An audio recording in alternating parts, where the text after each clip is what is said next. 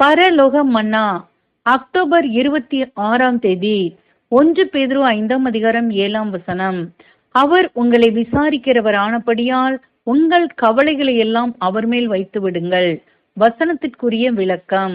இந்த வார்த்தைகள் நமக்கு உற்சாகத்தையும் ஆறுதலையும் தரக்கூடியதாக உள்ளது. ஆகிலும் தேவனுடைய ஜனம் நாளுக்கு நாள் கிறிஸ்துவின் பாதுகாப்பில் வளரும்போது தங்களை தேவ சித்தத்துக்கு ஒப்புக் கொடுக்க வேண்டுமே என்றே தங்கள் சுய ஞானத்தின்படி தங்களை நடத்த எதிர்பார்க்க கூடாது.